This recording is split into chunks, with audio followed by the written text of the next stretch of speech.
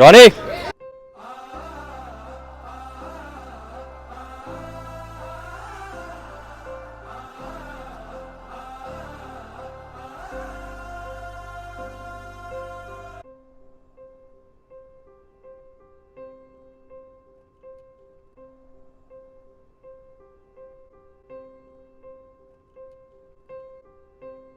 ఎలా ఉన్నారా?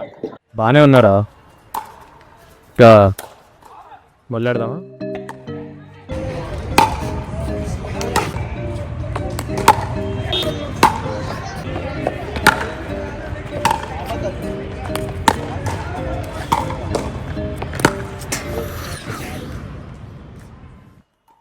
మనం కలిసి 6 నెలలు అవుతుందిరా. నేను ఎలా ఉన్నానో నువ్వు అడిగావు, కానీ పల్లవి గురించి అసలు అడగలేదు. అందులో ఏముందిరా స్పెషల్గా అడగడానికి? మీరు బాగానే ఉంటారుగా, మధ్యలో నేనే. అరే అలా కాదురా, ఒకసారి నేను చెప్పేది విను. వద్దు, నువ్వు కొత్తగా ఏం చెప్పొద్దు. నువ్వు రిలేషన్షిప్ లోకి వెళ్ళినప్పుడు నువ్వెంత హ్యాపీగా ఉన్నావో తెలియదు, కానీ నీ కోసం నేను చాలా హ్యాపీగా ఫీల్ అయ్యి, కానీ ఆ హ్యాపీనెస్ ఎక్కువ రోజులు ఉండనివ్వలే కదరా. అరే నేనేం చేశాను రా? నీకు తెలియదా నువ్వేం చేసావో? మనం 6 నెలలుగా కలవకపోవడానికి కారణం ఏంటో నీకు తెలియదా? గర్ల్ ఫ్రెండ్స్ వచ్చాక ఆ ఫ్రెండ్స్ ఎలా మర్చిపోతారా? అంత టైంపాస్ గారిలా కనిపిస్తున్నానా?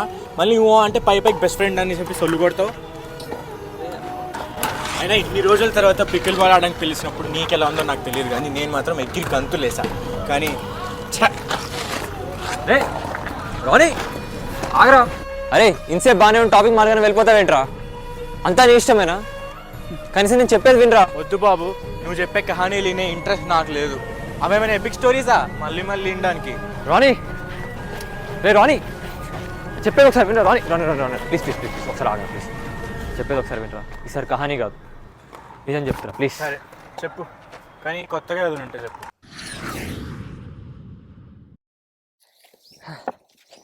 ఏమైంది పల్లవి, రమ్మన్నా? నేను ఎన్నింటికి రమ్మన్నా, నువ్వు ఎన్నింటికి వచ్చావు? నువ్వు రమ్మని టైంకి కదా వచ్చాను. నువ్వు రమ్మని టైం కూడా 1 గంట లేట్ అయింది అంతే. అంతేనా? నేను ఎప్పుడు ఎక్కడికి రమ్మన్నా లేట్ వస్తావు. లేట్ వచ్చిందే కాకుండా అంతే అని ఒక ట్యాగ్ ఇచ్చేస్తావు. అంటే ఇప్పుడు నీ లైఫ్లో నా వాల్యూ ఇంతేనా? నేను లేట్గానే వచ్చా కానీ రాకుండా అయితే లేదు కదా పల్లవి. నా లైఫ్లో నీకు వాల్యూ లేకపోతే నేను ఎంత దూరం నుండి నేను వస్తానా? అంటే ఇప్పుడు దూరం నుంచి రావడం ఒక స్టాండర్డ్ అయిపోయిందా? ఒక ఎఫర్ట్ అయిపోయిందా? బేర్ మినిమం కాదా? అంటే ఇప్పుడు దీంట్లో నుంచి కూడా ఒక ఆర్గ్యుమెంట్ ఇస్తావా? అసలు ఇదంతా కాదు. అసలు ఫస్ట్ నేను దేనికి పిలిచవచ్చు? నేను ఒక 2 days బిజినెస్ వర్క్ మీద ముంబై వెళ్తున్నా, అందుకే పిలిచా. ఈ విషయం నాకు కాల్లో కూడా చెప్పొచ్చు కదా పల్లవి. కూకట్పల్లిలో ఉండండి కొంపల్ దాకా తీసుకొస్తావా? కూకట్పల్లిలో ఉన్నోడిని కొంపల్లికి రప్పించడం రీజన్ కాదు. ఏదో 2 days కలవం కదా అని ఫేస్ టు ఫేస్ మాట్లాడదామని పిలిచా, అంతే. అది కూడా ప్రాబ్లమేనా? ప్రాబ్లం కాదు పల్లవి. నేను ఒక ఇంపార్టెంట్ మీటింగ్లో ఉన్నప్పుడు కంటిన్యూస్గా వాట్సాప్లో వాయిస్ మెయిల్స్ పెట్టేసరికి భయపడి ఇక్కడికి వచ్చా. నాకు అలా అనిపించట్లేదు దేవ్. నేను కొన్ని డేస్ నుంచి అబ్జర్వ్ చేస్తున్నా. నేను ఏదో అలా ఉంటున్నావు. అసలు ఏమైంది దేవ్ నీకు?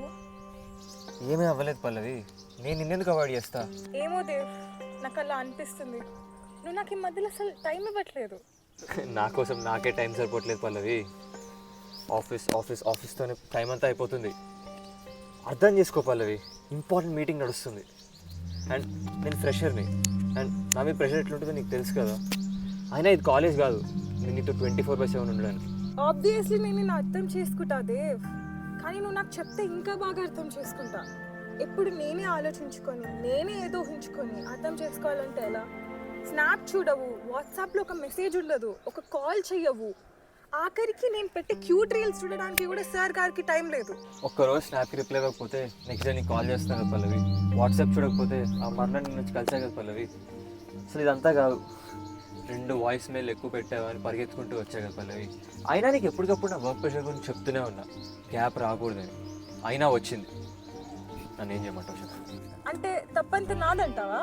అసలు ఆ మాట నేను ఎప్పుడు అన్నాను పల్లవి? నువ్వు అనక్కర్లేదు దేవ్. నువ్వు చెప్తున్న విషయాలన్నీ అలానే ఉన్నాయి. అసలు నేను ఆ విషయాలు చెప్పింది ఎవరిది రైటో ఎవరిది రాంగో అని కాదు, నేను జస్ట్ ఆ సిచ్యువేషన్ ఎక్స్ప్లెయిన్ చేస్తున్నాను అంతే. సిచ్యువేషనా?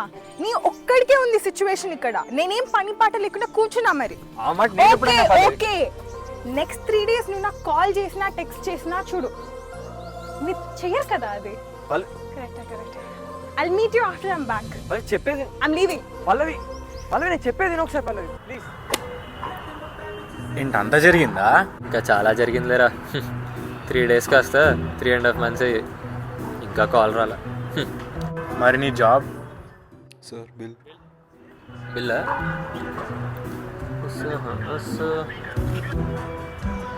అర్థమైందిలే. ఒక ఛాయ్ కొనడం కోసం నీ బ్రేకప్ స్టోరీ అంతా నాకు చెప్పాలారా? అడిగితే జీపే చేసేటోనిగా. అదేంట్రా అంత మాట అనేసో? మరి లేకపోతే ఏంట్రా, నువ్వు హీరో అదో హీరోయిన్, మరి నేను మధ్యలో క్యారెక్టర్ డెవలప్మెంట్ కోసం బక్రా అయిన సెకండ్ హీరోయినా? అది కాదురా రాని. అదంతా కాదురా. అసలు నన్ను ఎందుకు రమ్మన్నావు చెప్పు.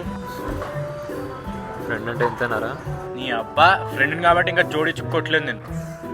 అయినా ఒరే, ఎంత గర్ల్ ఫ్రెండ్స్ వస్తే మాత్రం చెట్టి బడ్డీలని వదిలేస్తారా? అలా కుదిరిపోయిందిరా. అదిగో ఆ కుక్కని చూసావా? ఎక్కడ?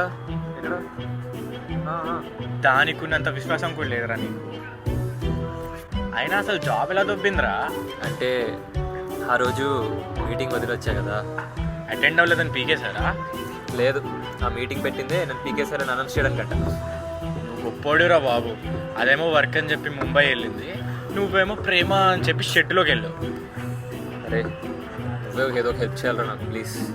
అనుకున్నాను రా, నువ్వు నాకు కాల్ చేసినప్పుడే అనుకున్నాను నీ పిల్లైనా దొబ్బేసి ఉండాలి, జాబ్ అయినా మింగేసి ఉండాలని.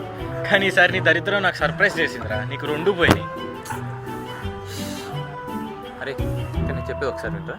అరే నువ్వేమైనా చెప్పు, కానీ నా దగ్గర ఒక కండిషన్ ఉంది. ఏంటి? డబ్బులకి సంబంధించిన విషయాలు నా దగ్గర చెల్లవు.